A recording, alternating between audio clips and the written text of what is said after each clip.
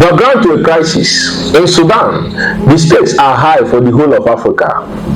A turbulent transition to civilian rule has been underway in Sudan since the ouster of former President Omar Hassan el-Bashir in April 2019. The civilian-led transitional government put in place later that year through a power-sharing agreement between military and civilian leaders was toppled by a military coup in October 2021.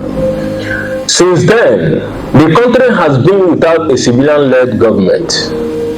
A subsequent political process facilitated jointly by the United Nations, the African Union, and the Intergovernmental Authority on Development resulted in an agreement being signed in December 2022 between the military and some key civilian political stakeholders, jump-starting efforts aimed at restoring a credible democratic civilian government.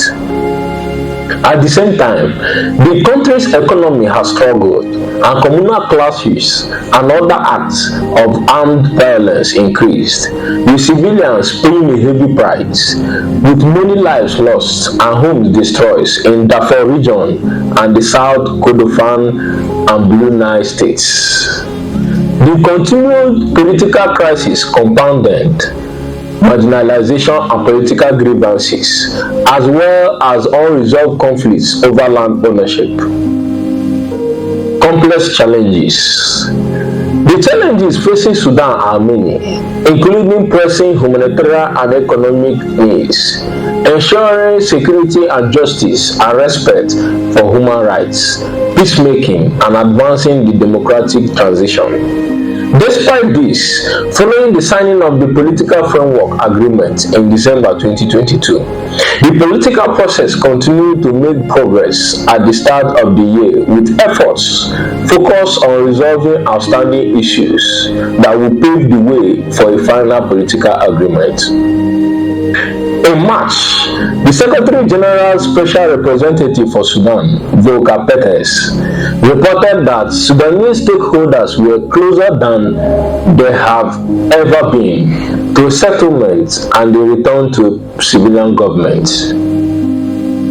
Fresh clashes derailed political talks.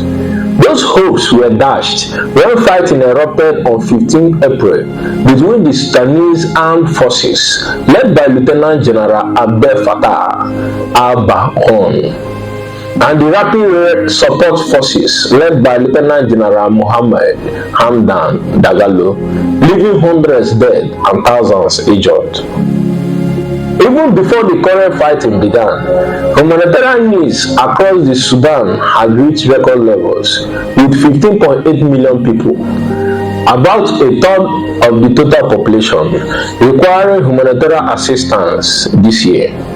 The latest violence has led to acute shortages of food, water, medicines, and fuel, while the price of essential items, including transport, have skyrocketed. The country also hosts over 1 million refugees and asylum seekers, including from South Sudan, Eritrea, Syria, Ethiopia, the Central African Republic, Chad, and Yemen. The Secretary General of the United Nations, Antonio Guterres, has called on the parties to immediately cease hostilities and allow all civilians to evacuate from areas affected by the fighting. The United Nations in Sudan. The UN has been supporting the Sudanese democratic transition through the efforts of the United Nations Integrated Transition Assistance Mission in Sudan, a special political mission headed by Special Representative Perthes.